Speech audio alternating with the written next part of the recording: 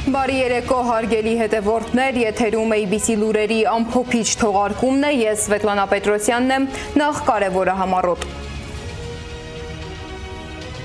Խոշոր հրդեհ Երևանում այրվում է կանազի մշակույթի տան շենքը։ Ղարաբաղյան շարժումը պատերազմի վտանգ, Փաշինյանը կրկին քարտեզով է եկել խորհրդարան։ Նոր մեղադրանքներ Արցախի էլիտային, ինչ հայտարարություններ է արել վարչապետը խորհրդարանական հարցուպատասխանի ժամանակ։ Ոչ ոք իրավունք չունի փակել Արցախ վերադարձի էջը, ինչ հայտարարություն է արել Հայաստանի երրորդ նախագահը։ Արշակ Սրբազանի գործով դատավորը կփոխվի, Գևորգ Մանուկյանն ընդունել է բացարկի միջնորդությունը։ ՄԱԿ-ը ահազանգ է հնչեցնում, տարածաշրջանային լարվածությունը կարող է վերածվել համաշխարհային ճգնաժամի։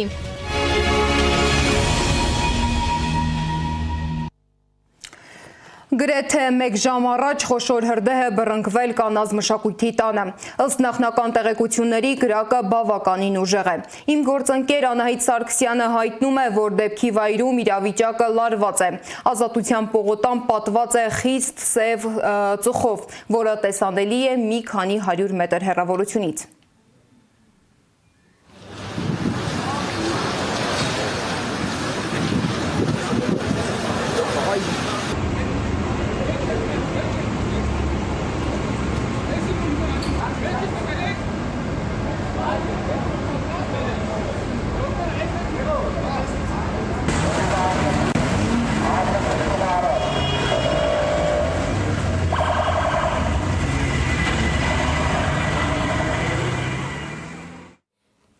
Այս պահին ուղիղ միացմամբ հետևենք, թե ինչ է կատարվում այնտեղ։ Անահիտ, բարի երեկո, դու ուղիղ եթերում ես, խնդրում եմ պատմիր ինչ է կատարվում, ինչ են պատմում ականատեսները։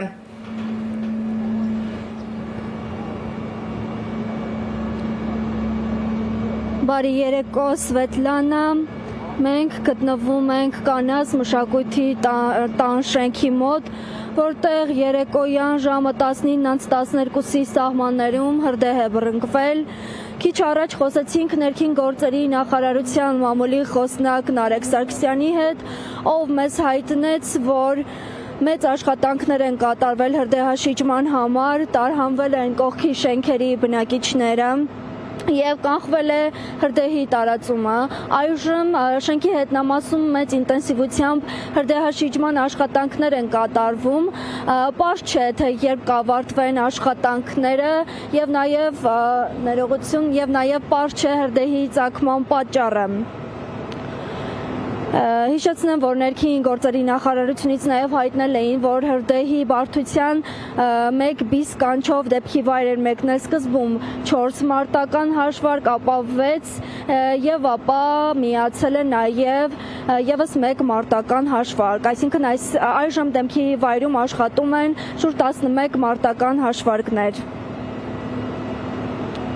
Այսքանը, Սվետլանա, շնորհակալ եմ, որ հետևում եք մեզ։ Շնորհակալություն Անահիտ, հրդեհի վայրից մեր ուղիղ միացմանը կարող եք հետևել YouTube-ի մեր ալիքում։ Նշեմ, որ կանազ մշակույթի տունը կառուցվել է 1958 թվականին, շենքը ժամանակին եղել է ալյումինի գործարան, ավելի ուշ ծառայել է որպես կինոյի տուն։ Շենքում բռնկված հրդեհի վերաբերյալ հրատապ նորություններին կարող եք հետևել մեր Telegram-ի ալիքում։ Ազգային ժողովում այսօր տեղի ունեցած կառավարության հետ հարցուպատասխանը կրկին ուղեկցվեց քաղաքական սուր հայտարարություններով։ Վարչապետ Նիկոլ Փաշինյանը այս անգամ ևս խորհրդարան է եկել իր պատկերացրած Հայաստանի քարտեզի մակետով։ Թղթապանակից հանելով այն, վարչապետը նշել է, որ վերջին մեկ ամսում գրեթե 1000 մարդու է առաջարկել իշխանության պատկերացրած Հայաստանի քարտեզով կրծքանշանը և 4-ից 5 դեպք է հիշում, երբ մարդիկ հրաժարվել են այն ընդունել։ Փաշինյանի խոսքով այդ քարտեզը Հայաստանի ինքնիշխանության և պետականության խորհրդանիշն է։ Նշեմ, որ հարցուպատասխանին ընդդիմադիր պատգամավորները չեն մասնակցել։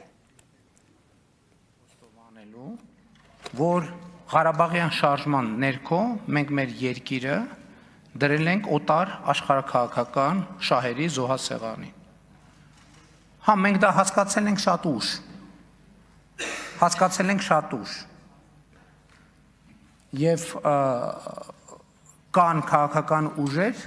ովքեր չեն էլ հասկացել, չեն էլ հասկանալու։ Եվ սա նրա մասին է, որ Հայաստանի Հանրապետության ժողովուրդը ստեղծել է իր անվտանգությունը, բարեկեցությունը, ազատությունը եւ իրավունքները պաշտպանելու համար։ Եվ սա Ի դեպ, մինչ ազգային ժողով գնալը վարչապետը սոցցանցում հերթական տեսանյութն է հրապարակել։ Facebook-ում տարածված տեսանյութում Նիկոլ Փաշինյանը փիփերթ էր ուտում։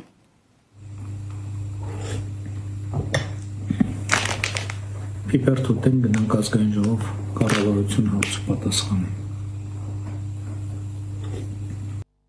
Պատերազմի սպառնալիքով ընտրության գնացող Հայաստանի իշխանությունը շարունակում է պնդել, թե միայն իրենք կարող են խաղաղություն բերել երկրին։ Խորհրդարանում հարց ու պատասխանի ժամանակ Նիկոլ Փաշինյանը հերթական անգամ պնդել է, որ եթե ընտրության արդյունքում ինքը չմնա երկրի ղեկին, պատերազմ կլինի։ Փաշինյանը նաև հայտարարել է, որ Հայաստանի անկախության հռչակագիրը, որտեղ հիշատակվում է Հայաստանի եւ Լեռնային Ղարաբաղի միավորման գաղափարը, հակամարտության պատճառ է դառնում։ Այս ընտրությանը ժողովուրդը պետք է ասի հետևյալը. Ղարաբաղյան շարժումը շարունակվում է, թե չի շարունակվում։ Այսօր քաղաքացիական պայմանագիրը միակ քաղաքական ուժն է, ով հստակ ասում է, որ Ղարաբաղյան շարժումը, այսինքն ոչ թե հստակ ասում է, մենք որոշել ենք եւ չենք շարունակում որպես քաղաքական մեծամասնություն Ղարաբաղյան շարժումը։ Մյուս բոլոր ուժերը ասում են, որ իրենք շարունակելու են Ղարաբաղյան շարժումը։ Եվ ժողովուրդը հետ պետք է որոշի։ Եթե որոշում է, որ Ղարաբաղյան շարժումը շարունակում է, դա նշանակում է պատերազմ, որովհետև Ղարաբաղյան շարժումը պատերազմ է։ Եթե որոշում է, որ խաղաղությունն է, ուրեմն Ղարաբաղյան շարժումը չենք շարունակում, ժողովուրդ ջան, շատ պարզ ընտրություն է։ Եվ մենք պետք է դուրս գանք այդ բանից, մենք պետք է մարդկանց հետ խոսանք։ Էլի նույն անկախության հռչակագրի հետ կապված խնդիրը։ Անկախության հռչակագիրը էլի ասում եմ, դա անկախության հռչակագիր չի, դա կոնֆլիկտի եւ կախվածության հռչակագիր է, որովհետեւ եթե դու դնում ես քո բոլոր հարևանների հետ կոնֆլիկտի տրամաբանություն քո անկախության հռչակագրի հիմքում, սա առաջինը մի բան, դու անհնար ես դարձնում քո միջավայրում առանց արտաքին օգնության ապրելը եւ ում օգնության պետք է այդ միջավայրում ապրես, գնալով ավելի ու ավելի կախված ես դառնում դրանից, ով ուզում է լինի։ Սա շատ պարզ տրամաբանություն է։ Եվ ես էլի ասում եմ, մենք բոլորս ծագել ենք, սերել ենք Ղարաբաղյան շարժումից որպես քաղաքականությամբ զբաղվող մարդիկ։ Շարունակելով Արցախի թեման, Փաշինյանը նաև քննադատել է Արցախի նախկին իշխանությանը։ Նրա կարծիքով Հայաստանի եւ Արցախի նախկին քաղաքական էլիտաները տարիներ շարունակ Արցախի բնակչությանը պահել են անորոշության մեջ եւ չեն ստեղծել այնպիսի համակարգ, որը մարդկանց հնարավորություն կտար զարգանալ ու կրթություն ստանալ։ Վարչապետը նույնիսկ հայտարարել է, որ Արցախի ժողովուրդը երկար տարիներ եղել է պատանդի կարգավիճակում։ Պետք է ասենք, որ Ղարաբաղի ժողովրդին պատանդի կարգավիճակում են պահել։ Այդ նույն մարդիկ, ում հավաքական իմ անունը ասում եմ, փախածներ։ Հիշում եք մի անգամ ստեղ ամբիոնից ասեցի, ինչ որ գեներալների մասին են խոսում, որ ասի վախկոտ դավաճանները։ Այո, վախկոտ դավաճանները եւ փախած էլիտաները այս պատմության մեջ պետք է իրենց գնահատականին արժանանան, որպես Հայաստանի պետականությունը, Հայաստանի եւ Ղարաբաղի ժողովրդին պատանդ պահածներ։ Ազգային ժողովի այս քառօրյան եւս բավական բուռն է ընթանում։ Այս անգամ բախումները նախկին թիմակիցների միջև էին։ Ալեն Սիմոնյանը այսօրվա նիստում օրակարգից դուրս հատուկ ելույթ է ունեցել արձագանքելով նախկին թիմակցին Հակոբ Ասլանյանին, որը երեկ հանդիպել է բողոքի ցույց անող անհետ կորածների հարազատների հետ ու կոշտ խոսել իշխանության մասին։ Ինչ է կատարվել խորհրդարանում, ռեպորտաժում։ Ուզում եմ իրեն շնորհավորեմ, որ մենք ձեզ ռադարինգ, բայց անենց պահեցինք, որ թոշակի հարցը կլուծեք։ Այնուամենայնիվ թոշակը կստանաս, մի անհանգստացի։ Ազգային ժողովի ամբիոնը կրկին վերածվել էր վիրավորանքների հարթակի։ Ազգային ժողովի նախագահ Ալեն Սիմոնյանը իրենց նախկին թիմակցիներ հիշել Հակոբ Ասլանյանին։ Երեք մի հետաքրքիր համծիծաղելի, նողկալի դեպք է տեղի ունեցել։ Պատգամավորներից մեկը դուրս էր եկել անհետ կորածների ծնողների մոտ եւ ասում էր, որ դե դիմացեք 2 ամիս բան մնաց, հեսա ձեզ ռատ կանենք կեթակ, հեսա Նիկոլին ռատ կանենք իր ընկերներով կեթան ու դա անում էր Հակոբ Ասլանյանը, Արդեն նախկին ԿՊԱ-ական դարձած Ասլանյանը փորձեց տեղից պատասխանել Սիմոնյանի ձևակերպումներին, սակայն արձագանքելու հնարավորություն ունեցավ միայն լրագրողների հետ զրույցում եւ պնդեց Սիմոնյանը ոտքից գլուխ սուտ է խոսում։ Երեք ես շատ ցավալի բառով եմ ասել, որ 2 ամիս է մնացել, ձեզ պետք է ռադանեն։ Համոզված եք, որ 2 ամսից է ռադեկ, համոզված եք, որ ռադեկ։ Ես կարծում եմ, որ ժողովուրդը պետք է ոտքի կանգնի ու ես կարծում եմ, որ իսկապես այս անգամ ժողովուրդը պետք է հանուն գնա եւ ոչ թե ընդդեմ։ Հետո հակադարձեց Սիմոնյանին, թե լացելով իրեն խնդրում էր մնալ ԿՊ խմբակցության անդամ եւ որպես հիմնավորում նշեց, եթե այդպես էր, ինչու էր ԶԼՄ-ին հարցազրույց տալիս եւ հայտարարում, որ սառեցնում է ԿՊ-ի հետ գործունեությունը։ Եվ հետո մի փոքրիկ բան, որ միջի հիմա չեմ բացել, չեմ ասել։ Որպեսզի ինձ համոզեն, որ ես դնեմ իմ մանդատը, իրենք տարբեր ճանապարհներով հասել էին ամերիկաները եւ աստրախանները իմ ինչքաններու իրենք փորձել էին իմ տղայի եւ իմ եղբոր միջոցով ազդել ինձ վրա, որ ես դնեմ իմ մանդատը։ Ռուբինյանն էլ այժմիջանցքներում Փաշինյանի օրեր առաջվա հայտարարությանը երկրորդեց։ Ինքն էլ պնդեց, եթե այս խաղաղությունը չեղարկվի, ապա պատերազմ կլինի, բայց ի տարբերություն Փաշինյանի ինքը հստակ ժամկետներ չի նշում։ Եթե Հայաստանի Հանրապետությունը ասելու է, որ Ղարաբաղյան հակամարտությունը ավարտված չէ եւ ես այն շարունակում եմ, դա ավտոմատ նշանակում է չեղարկել այս խաղաղությունը։ Չեղարկել այս խաղաղությունը նշանակում է դուր բացել պատերազմի համար։ Եվ այդ պատերազմը չի ուշանալու։ Ինքը կարող է չլինի 1 ամսից, 2 ամսից, կարող է 4 ամսից չլինի, մի տարուց չլինի, բայց ինքը անպայման գալու է։ ԿՊԱ-ական պատգամավոր Վահագն Ալեքսանյանն էլ արցախցիների Արցախ վերադառնալու իրավունքը դիտարկում է որպես պատերազմի օրակարգ։ Անդրադառնալով Հայաստանի Հանրապետության երկրորդ նախագահ Ռոբերտ Քոչարյանի պնդմանը, որ եթե Հայաստան դաշինքն ընտրվեր 2021 թվականին, Ղարաբաղը չէր դատարկվի, Ալեքսանյանը հակադարձեց։ Լեռնային Ղարաբաղը հայերից դատարկվել է այն ժամանակ, երբ իրենք են ընտրվել իշխանություն Լեռնային Ղարաբաղում։ Հետո հարցը կրկին հասավ կարկանդակներին, Պերաշկին, Սուջուխին ու Փաշինյանի հրապարակած այլ ուտելիքներին։ Առհասարակ կյանքը տենց է, մարդը պետքա սնվի։ Առհասարակ ոչ մի վատ բան չեմ տեսնում Սիբեխով աղցան ուտելու մեջ, ձեզ էլ եմ խորհուրդ տալի, առողջ սնունդա, շատ բջջանյութեր է պարունակում, իր մեջ առողջարարը կերեք Սիբեխով աղցան։ Իսկ վերջում ազգային ժողովի աշխատանքի մասին խորհրդարանը երկրորդ ընթերցմամբ եւ ամբողջությամբ ընդունեց կենդանիների նկատմամբ պատասխանատու վերաբերմունքի մասին եւ կից օրենքների նախագծերի փաթեթը։ Ընդունեց Հայաստանի Հանրապետությունից Արաբական Միացյալ Էմիրություններ արտահանվող 270 ապրանքներից 217-ի համար մուտքի արտոնյալ ռեժիմ սահմանելու նախագիծը եւ փավերացրեց այն համաձայնագիրը, ըստ որի ԵԱՏՄ-ի եւ Արաբական Միացյալ Էմիրությունների միջև տնտեսական արտոնյալ պայմաններ կլինեն։ Լեզվակռիվների արանքում խորհրդարանականները հասցրին նաև օրինագծեր ընդունել եւ փակ քվեարկություն կազմակերպել։ Վլադիմիր Վարդանյանը ընտրվել է Սահմանադրական դատարանի դատավոր։ Քվեարկության արդյունքները հրապարակվել են ազգային ժողովի այսօրվա նիստի մեկնարկին։ Տեխնացությանը կողմ էր քվեարկել 67 падգամավոր։ Հանրապետության նախագահը Սահմանադրական դատարանի դատավորի պաշտոնում ընտրվելու համար առաջադրել էր Վլադիմիր Վարդանյանի տեխնացությունը։ Ազգային ժողովի 107 падգամավորներից քվեարկությանը մասնակցել են 67-ը, քվեատուփում արկա էր 67 քվեաթերթիկ, անվավեր քվեաթերթիկներ չեն եղել, ձայները բաշխվել են հետևյալ կերպ. Վլադիմիր Վարդանյան կողմ 67, դեմ 0։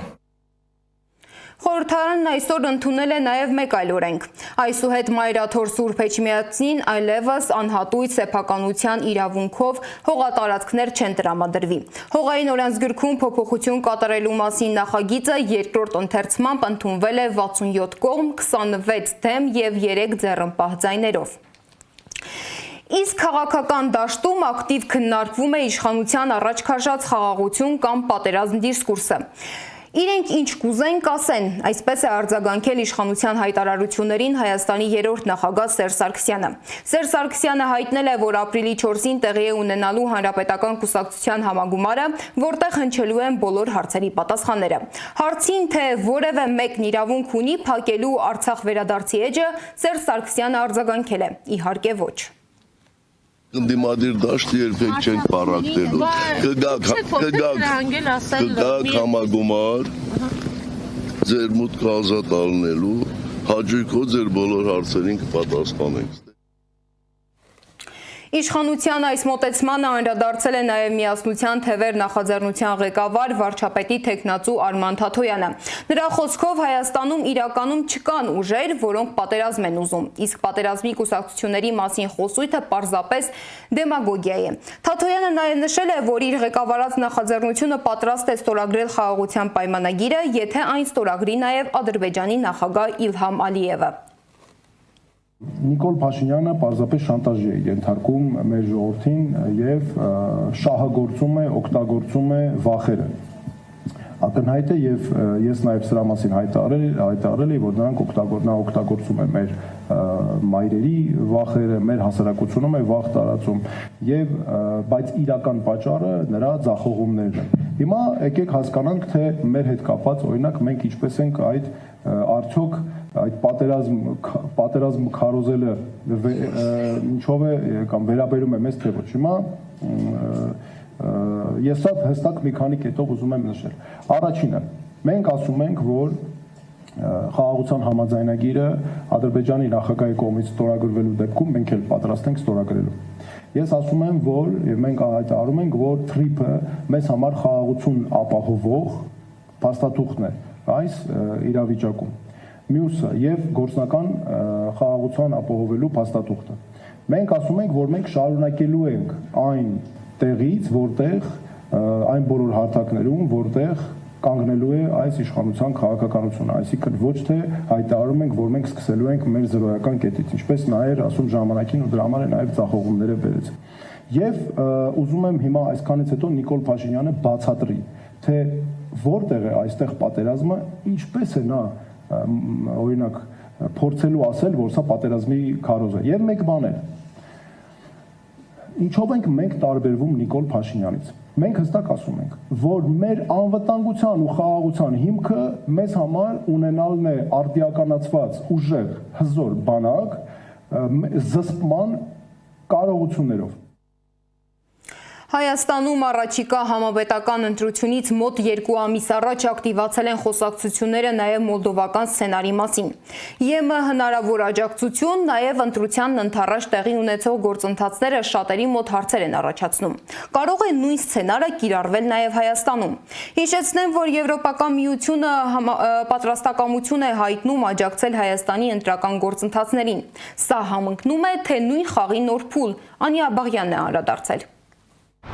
Ինչու է ընտրության մոլդովական փորձի մասին խոսակցություններն ակտիվացել համապետական ընտրությունից մոտ 2 ամիս առաջ։ Փորձենք հասկանալ, նմանություններ կան, ինչպես Մոլդովայում Հայաստանում եւս Եվրամիությունը պատրաստ է աջակցել ընտրությունները կազմակերպելու հարցում։ Արագ արձագանքման խումբ ուղարկելուց մինչև ֆինանսական աջակցություն։ Եվրամիության բարձր ներկայացուցիչներից Կայա Կալասը, երբ խոսում է ընտրություններից, Մոլդովայում իրենց աջակցությունը ներկայացնում է հպարտությամբ, որպես հաջողված փորձ։ Մոլդովայում իրենց ձախողված փորձից հետո Ռուսաստանը սկսել է թիրախավորել Հայաստանը սպասվող ընտրության ընդառաջ, կիրառելով նույն մեթոդները։ Միայն թե այս անգամ նրանք շատ ավելի վաղ են սկսել, 1 տարի առաջ։ Եվրամիությունը միշտ կաջակցի իր ընկերներին այս պայքարում։ Իսկ ինչ է եղել Մոլդովայում ընտրությանն ընդառաջ։ Մոլդովայում խորհրդարանական ընտրություններից 2 օր առաջ, սեպտեմբերի 26-ին, արգելվել է Մոլդովայի Սիրտ կուսակցության մասնակցությունը։ Կուսակցության գործունեությունը դադարեցրել են ընտրողներին կաշառելու, փողերի լվացման մեղադրանքների հիմքերով։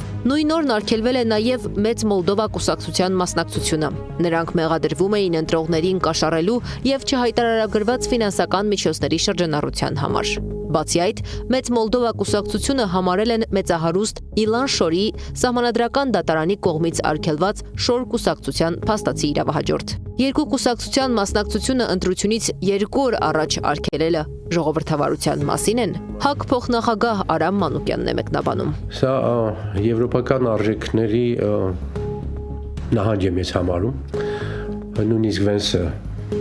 իրենք չեն փայլում այդպես այս պահին ժողովրդավարության բաներով, փայլատակումներով, նույնիսկ իրենք քննադատեցին Ռումինիայի գործընթացը, երբ պրեզիդենտի տեխնացիոն արդեն հաղթել էր եւ երկրորդ փուլ էր մտել, պետք է երկրորդ փուլ լիներ, կենտրոնական դրական հանձնաժողովը չեղալ արեց ընտրությունները եւ ավելին թույլ չտվեց մասնակցելու այդ ճակերտավոր պրոռուսական տեխնացուին։ Ընտրությունները եղավ առանց առաջատար տեխնացուի։ Նույնը նաև Ռումինիայում տեղի ունեցավ, ընդգծում է Մանուկյանն ու կարծում, Ռումինիայի տեխնացուն եվրոպացիների քիմքին հաջող չէր։ Միջազգայնագետ Դավիթ Կարապետյանի խոսքով հիբրիդային պատերազմի մասին հայտարարելով Եվրամիությունը պայքարում է Ռուսաստանի դեմ, եւ այստեղ ոչ թե Հայաստանի, այլ արևմուտքի շահերն են պաշտպանվում։ Եվրամիությունը երբ որ 20 հոգանոց խումբ էր գործողում Մոլդովա, անցած տարվա պարլամենտական ընտրություններին եւ ինչպես ասեցի, դա երկուստեք ընդունվեց որպես լավ նախադեպ, հիմա նրանք մեր իշխանությունները շեշտադրում են տալիս հենց այդ օրինակին, բերելով այդ օրինակը փորձում են դա, այսպես ասած, հայաֆիկացված տարբերակով Եվրոմիության հետ նման գործառույթը իրականացնել։ Հիմա տեսնենք, համենայն դեպս արդեն իսկ փաստ է, որ անգամ գումարի տրամադրման մասով կա հաստատեցում։ Բացի արդեն տրամադրված աջակցություններից մարտի 23-ին Արարատ Միրզոյանն ասաց, Եվրամիության խաղաղության հիմնադրամին է դիմել նորից աջակցություն ստանալու համար։ Հայաստանի Հանրապետությունը ստացավ երկրորդ, ուրեմն տրամադրումը խաղաղության, եվրոպական խաղաղության գործիքի ներքո եւ ելի ասել ենք, որ մենք արդեն երրորդի համար ենք դիմել, խոսքը 20 միլիոնի մասին էր, 20 միլիոն եվրոյի աջակցության մասին էր երկրորդի դեպքում։ Միջազգայնագետի խոսքով Եվրամիության տրամադրած գումարները Հայաստանի համար պարտավորություն են ձևավորում։ Պարտավորությունների մասին հայկական կողմը չի բարձրացնում։ Եվ հասկանալի է, չէ, որ հավաքական արևմուտքի այս պահին իրենց բարերով նկարագրած սրտի վարչապետի լավագույն տեխնացուն տվյալ դեպքում գործող իշխանություններն են իդեմս վարչապետ Փաշինյանի։ Նրանց համար գերնպատակ է այս իշխանությունների վերարտադրվելը։ Մոլդովական սցենարի կրկնությունը կուսակցություններին ընտրությանը մասնակցելու իրավունքից զրկելը հավանական է համարում Արամ Մանուկյանը։ Ակնհայտ երևում է, որ ընտրությունների կամ նախորդող փուլում կամ ընտրությունների ընթացքում փորձեն մեկուսացնեն կամ չեզոքացնեն այն ուժին կամ այն ուժերին, որոնք իրենց հաղթում են։ Նրանց անվանելով ագենտներ, կգբ-ականներ, պրոռուսական քաղաքական ուժեր։ Եվրամիությունը ոչ թե միջամտելու է ընտրություններին, այլ աջակցելու։ Օրեր առաջ մեծ զրույցում ասել էր ԿՊԱ-ական падգամավոր Հասմիկ Հակոբյանը։ Ասում է, գործող իշխանությունը թափանցիկ ու արդար ընտրություն իրականացնելու երաշխավորն է, որի փորձը ունեն։ Եթե այդպես է, անհրաժեշտ է Եվրամիության կամ այլ կենտրոնի աջակցությունը։ Շատ էլի զարգացած երկրներ, ոչ թե զարգացող, այլ զարգացած արդեն երկրներ, եւս նման աջակցություններից օգտվում են, որ միասին գործընկեր պետությունների կազմակերպությունների հետ դիմագրավելու համար խնդիրների։ Զարգացող երկրներից Մոլդովային աջակցել է Եվրամիությունը։ Ընտրություններին երկու կուսակցությանը մասնակցելու թույլտվությունից զրկել սահմանադրական դատարանը։ Այս ֆոնին Հայաստանում սահմանադրական դատարանի դատավոր է դառնում ԿՊԱ-ական 7-ամյա գործունեություն ունեցած Վլադիմիր Վարդանյանը։ Կոռուպցիայի դեմ պայքարող մի քանի հասարակական կազմակերպություններ, այդ թվում Transparency International Հայաստանը, նրա անաչառությունը կասկածի տակ է դրել։ Անի Աբաղյան, Աշոտ Բարբարյան, ABC Media։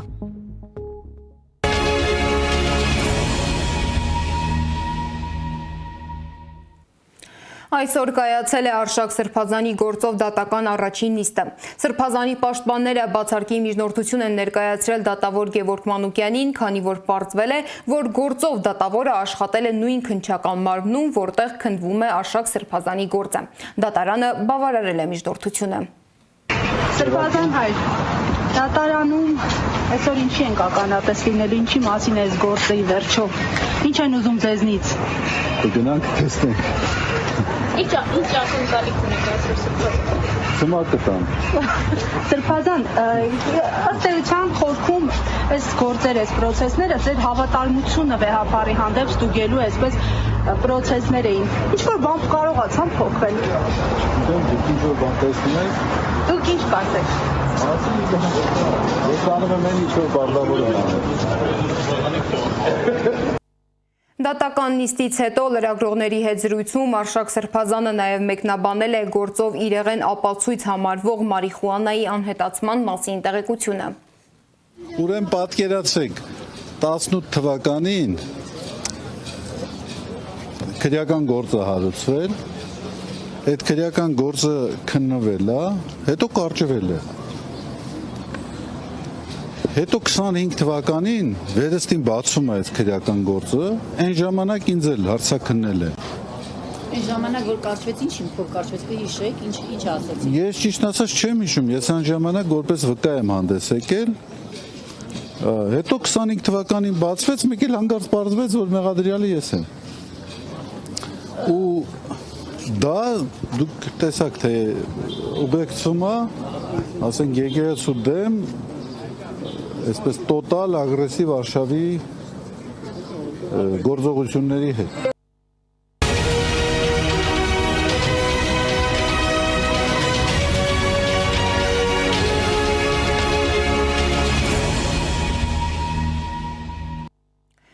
Մերձավոր Արևելքում լարվածությունը շարունակում է աճել։ Թուրքիան Պարսից ծոցի երկրներին կոչ է անում չմասնակցել Իրանի դեմ հնարավոր հակամարտությանը։ Այդ մասին գրում է Բլումբերգը, հղում անելով իր աղբյուրներին։ Ըստ հրապարակման Անկարան ակտիվ դիվանագիտական շփումներ է սկսել տարածաշրջանի երկրների հետ, փորձելով կանխել հակամարտության ընդլայնումը։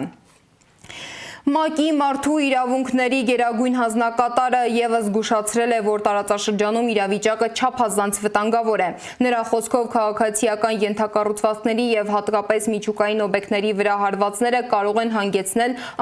անկանխատեսելի եւ գլոբալ հետևանքներ։ Այս հակամարտությունն օժտված է աննախադեպ ուժով, որը կարող է ներքաշել աշխարհի բազմաթիվ երկրների։ Բարդ դինամիկան ցանկացած պահի կարող է նոր ազգային տարածաշրջանային կամ գլոբալ ճգնաժամեր հրահրել։ ՄԱԿ-ի առևտրի եւ զարգացման համաժողովի վերլուծությունը ցույց է տալիս, որ ապահովագրական վճարներն ու ծովային վառելիքի արժեքը կտրուկ աճում են, ինչը հանգեցնում է գների բարձրացման ամբողջ աշխարհում։ ՄԱԿ-ի Արևմտյան Ասիայի տնտեսական եւ սոցիալական հանձնաժողովն արաբական տարածաշրջանում տնտեսական կորուստներն արդեն գնահատում է մոտ 63 միլիարդ դոլար։ Այս ժամի համար նախատեսել էինք այսքանը, շարունակեք հետևել մեզ YouTube-ում, Facebook-ում, Telegram-ում, WhatsApp-ում, Instagram-ում ու TikTok-ում կամ այցելեք մեր պաշտոնական կայք 3w.abcmedia.am։ Շնորհակալություն, որ մեզ հետ էիք, մնացեք խաղաղությամբ, բարի գիշեր։